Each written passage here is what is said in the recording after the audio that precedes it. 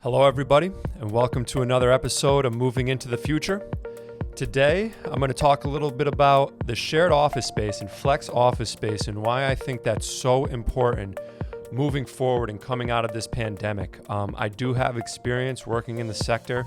I spent 2 years working at WeWork, where I opened up offices for them along the East Coast. It was during their hyper growth phase, so I saw a lot of what goes on inside these companies and how it functions internally, but also their purpose in different markets. And I think that's where it's going to become very relevant and key, not just in New York City, but these quote unquote secondary markets where flex office space can offer these very dynamic and necessary solutions for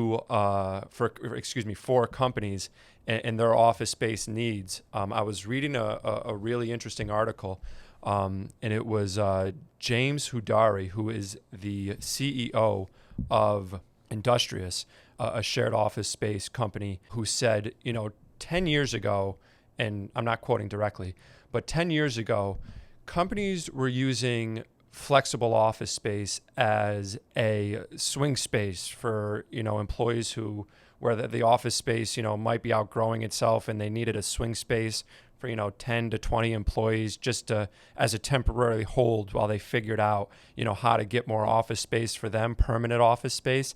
And now we're seeing shared office space being offered as a structural solution for these companies. And that's why it's so important that companies realize they have these solutions at hand, because what's going to happen now with so much uncertainty, not just for the large enterprise companies, but, the medium-sized companies who aren't sure what to do with their office space, but employees still want office space. They want a place where they can go and function and work in a quiet setting, or, have a conference room at their disposal, or just have the amenities, the coffee, the whatever it may be, the relaxing space. Having these spaces where companies can include that within their overall portfolio, it is very helpful. And that's what I wanted to speak on as far as the secondary markets. The large markets include the New Yorks, the San Franciscos, the Los Angeleses. Those are large office space markets. But the secondary markets, the places like Nashville or, even Boston, Philadelphia, Austin, where, there's not as much office space solutions. These flexible shared office space companies offer an incredible resource in these markets. And I had the privilege of opening up WeWorks in Nashville, specifically Philadelphia, Boston, and I saw what goes into them, and I saw how companies use them. And, there are certainly the large companies, the insurance companies, the financial companies, the tech companies who use these as satellite offices in some markets. But it's also the small businesses, the small PR firms or technology companies. WeWork and Industrious and the Convenes, the variety of them provide such a necessary solution. And beyond that, not just from the user standpoint, but also from the landlord standpoint, with all of this space sitting vacant in so many offices, bringing in a co-working flex company to fill that space in and then offer these small dynamic spaces for companies creates a influx of money, influx of revenue that they otherwise weren't getting. And again, that's why it's becoming so much more important, and why we're seeing it too in the secondary cities, because they are still struggling with the same problems that we're seeing in the big cities in terms of office spaces, or buildings not being filled. This is a perfect piece that you can insert immediately and have as a solution permanently, and then as these companies grow, it's likely that they'll try to stay in the building. And again, it can be used as an amenity within the building or a selling tool to work out very well. And where I think that it's going to become very innovative and just better for the end user, more of a easy solution for their whatever office space problems they're having, is the collaborations that we're going to see with co-working companies and other companies. There's an article where WeWork partnered with a furniture company called Feather, which allows people and companies to rent office furniture. And essentially what WeWork and Feather are doing is WeWork members can log into their portal, the WeWork portal, and once they reserve their office space with WeWork, they go in and identify how many employees are going to be in that space, whether it's 5, 10, 20, 50. And from there, they can start picking out furniture to put in that space through Feather. And this is an incredible example of the collaborations and creativity that these co-working companies can start embarking on to raise their value to their customers. Because what you're doing there is you're not necessarily moving your employees into a WeWork space. You're creating your own space with your own culture and your own design and your own feel. And you can even get employees involved in this process and make it feel like it's their own. And that really, again, breaks away from the mold that, you're losing that company culture, or this isn't our space, this is a WeWork. You can essentially now build that space out to make it feel like your own. And that's, I think, really, really valuable, and offers that creative solution that wasn't happening before. And then beyond that, that's just one example. But what I also think is going to happen is co-working companies are also going to start partnering with co-living companies. I think Convene, as a matter of fact, is already doing that. Maybe it's Industrious, but you're going to see co-living buildings where there's co-working spaces built right into those. And, that can stem into the hospitality arena with hotels. I believe Industrious is doing that.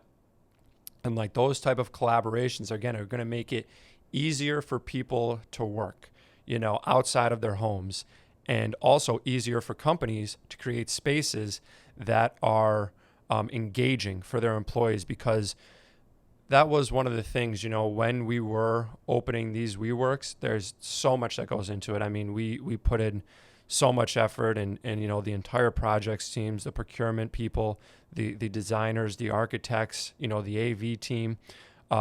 It was very dynamic because, not only were we setting up those spaces for the, 1 to 2 person offices, but also, the larger companies who had 5 to 10 people, or, 20 people, 50 people, even 100 person offices for some companies. We wanted to make that place feel like home for them, feel like, they were a part of this experience, the WeWork experience. The member experience was so important at WeWork, and we worked really hard to make it a very welcoming culture where people wanted to be, and they wanted to come, and they wanted to work together and get to know the other companies in their space. So, when we're doing things like whether it's picking out furniture, or, I used to be responsible for installing the kegs, where the beer used to come out of. That was quite the experience, and I never thought I'd be doing that professionally, but I did that at a couple WeWorks. Even setting up the coffee and all of the electrical components that go into that, and, making sure that on day one we had coffee. That was one of the only things that we needed to make sure we have. It was make sure the desks and the chairs are in place, make sure the coffee's ready to serve, and make sure they have internet.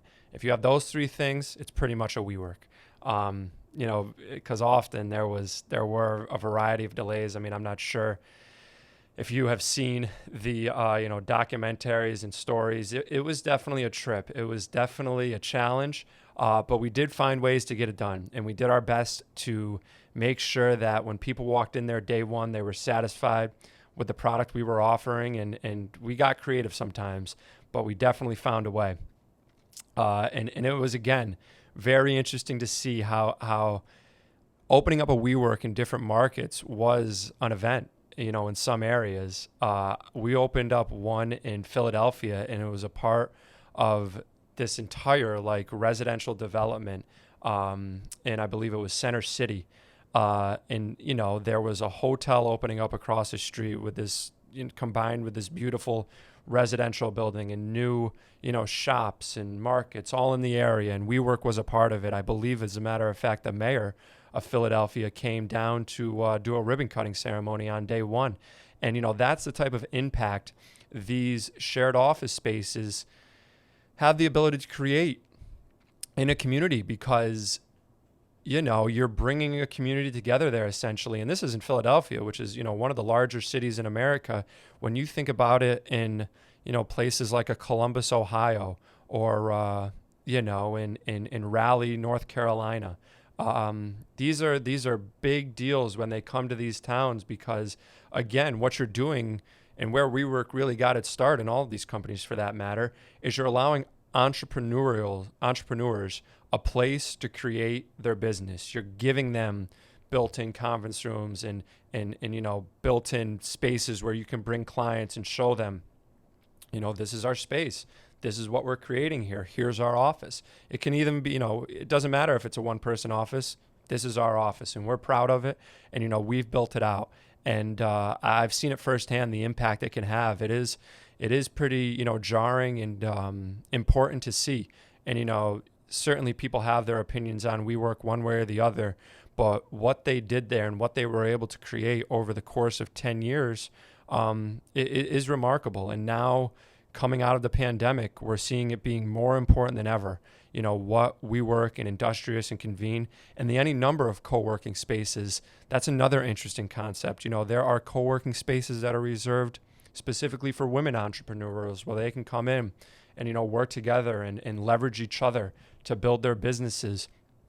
There are co-working spaces that are designed specifically around wellness, and making sure that you're in a space where it's comfortable and it's relaxing. There's a variety of different co-working spaces out there and options that people can have. Savills, our friend Ali, we spoke about this when he was on, has a search engine for co-working spaces called Work There, where companies can go in and choose and figure out what works best for them.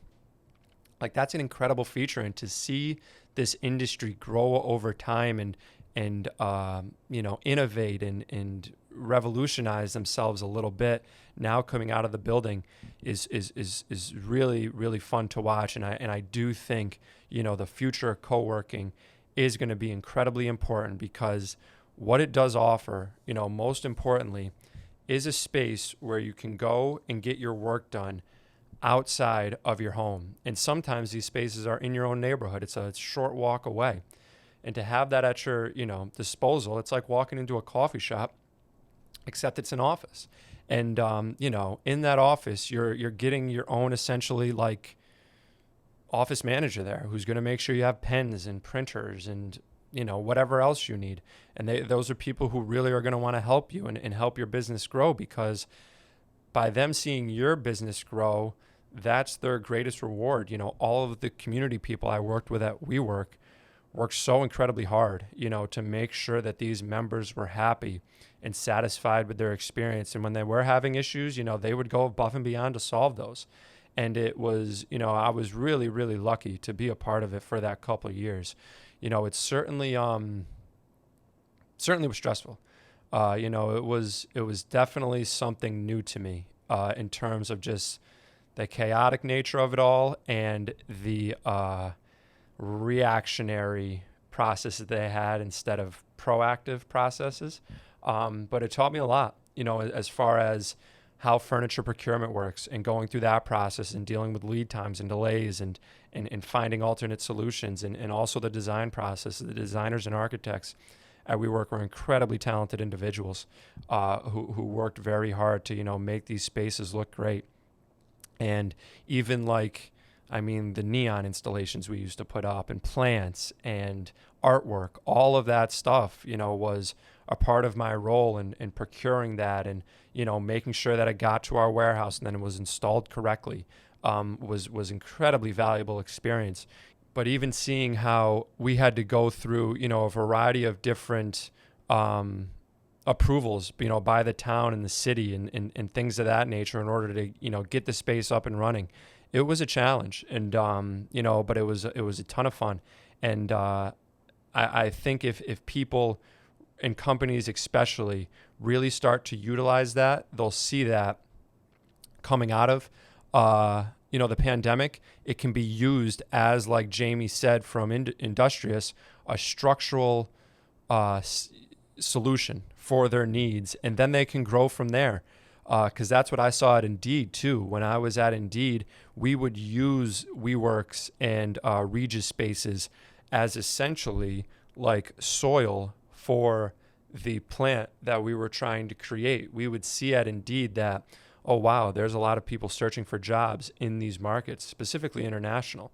We're seeing that, Spain, there's a lot of movement here. A lot of people are going on and using Indeed to search for jobs. Maybe we should put an office there. Let's start it at a WeWork or a Regis, and let's see how it grows. We'll put a couple salespeople there. We'll put a couple of client services people there. And then if it grows over time, if we see that growth, then we can build out the office space and, start to really hire and create jobs. And, that was a perfect example of the power of co-working. And again, coming out of this, the people and companies who innovate the most and look for those creative solutions, I think are going to have the most success. And that's what I'm really excited about. And, at the advanced group especially, this is where we can really excel. We have an entire hospitality division of talented people who really do a fantastic job. And, our warehouse solutions, where specifically for a co-working company, what we can do is we can set up a program where we have this amount of desks, this amount of chairs, this amount of file cabinets in our warehouse at all time. And if it gets to a minimum point, let's say 100 for a round number, we know at that point it's time to re-up that to, let's say, 1,000, again, just to keep it round. And that helps create such an easy functioning process when you're especially growing at a fast rate like WeWork was, to immediately get these desks in there, immediately get these, chairs, file cabinets in there, and then all of the furniture that's ordered in between, we can provide, again, not just the logistical resources, but also the furniture solutions. Whether you need something quickly, there's a delay with a sofa that we need. What do we have that we can put in place? I've done that firsthand. I've been in that situation where we need to scramble. Rather than going out and buying a whole new sofa, which is going to, make you lose profit on this project, we have sofas available that we can get out of our warehouse or work with one of our furniture partners with and get that to your site quickly. The same goes with phone booths, which are so prominent and prevalent now. We can build those quickly and warehouse them easily for you. Again, because I've done that firsthand. And I think, that's what I'm most excited about, is not just doing that in the New York market, but nationally and globally, and helping these companies really maximize their logistical processes throughout the office opening process. Is how tight can we make that? How easily, how much time, money, and headaches can we save by working with the advanced group and Jack? That's really what I'm excited to perform and show people, what I can do. Because again, I've done it firsthand. I did it for 2 years internally, and then I've been on the vendor side now for almost 5 years, doing this, and I know how both sides operate better than most. I know what it's like to work internally and being those project meetings, and I know what it's like, to communicate with warehouse staff and project managers, installers and movers, and making sure we have the proper manpower, and making sure we're kind of thinking about the things that either side may not be seeing. I'm there to bridge that gap, and that's what I can do very, very well. And that's what I'm aiming to do. And we do it, for some clients already, but I'm really looking to grow that, because as I was mentioning at the beginning of this episode, there's so much potential in this arena. And unfortunately, I kind of had to see it from a negative vantage point of like, man, we're really wasting a lot of money here, and we're wasting a lot of time here. We got to tighten this up. I learned a lot from that, and I think through that education I got at WeWork, I can come and provide a lot of knowledge as far as, what to do, what not to do, because WeWork did do a lot of things smart too. They were manufacturing all of their own desks and chairs and file cabinets, and by doing that, saved themselves tons of money. But what else were they doing that could have been better? That's where I can come in and offer that consultative opinion and knowledge that can help, especially the small co-working companies really grow and refine and, make sure that process as far as the office opening furniture installation process is done, on budget, and even saving money on budget, and finding ways that we can, again, refine what we're doing and really make sure it's a well-oiled machine. That's what I love to do. It's my favorite thing is learning, what your problems are as a company, logistically speaking, and bringing those solutions. I think I do that very well compared to my, competitors and peers. And the advanced group as a whole, offers that entire litany of solutions. So you're not dealing with multiple vendors, the furniture installers, the IT team doing all the low voltage install for the conference rooms, and the warehousing solutions, and delivery solutions. All of that's happening, under one roof. And that's, again, so valuable from a time standpoint, because it's all getting done in-house. You're not communicating with multiple vendors and having those vendors communicate amongst themselves. These are, project-proven teams who can work together and get it done together. So, that's where I'm really interested to see the industry go and the advanced group go. And really, sky's the limit. It's going to be a lot of fun, coming out of this. And one of the things, I don't have the article in front of me, but I just saw a Wall Street article that we are seeing the most people in the office since the pandemic started. I believe we're at like 36%, and it's climbed, essentially every month since August, which is really good. Especially heading into the new year, I think we're going to see a big push as we close out this year, and then coming into 2021. Not necessarily that people are going to be in the office, I don't want to say full-time. I don't think anyone's going back full-time, but, 3 days a week or 4 days a week, because the winter months kind of isolate people. But I think come March next year, you're going to see things not be 100% back to normal again. I don't think we're ever going back to the normal that we experienced, but a lot more foot traffic, a lot more people at work, because, just by our nature, our human nature, we can't be sedentary. Like, we can't just sit in the same place and be redundant in our process every single day. We have to get up, we have to get out, we have to interact with each other in person. It's just part of our nature. We cannot continue to isolate ourselves and work inside. And, it'll take some getting used to, again, the same way that working from home took some getting used to when this all started. But, I think, again, having those arenas like co-working spaces, flexible office spaces, where there's going to be other people and other companies in the same position as you, is going to really help people get back to work and feel comfortable with working again, and share experiences together. That'll bring us back out of this and, moving forward to future prosperity.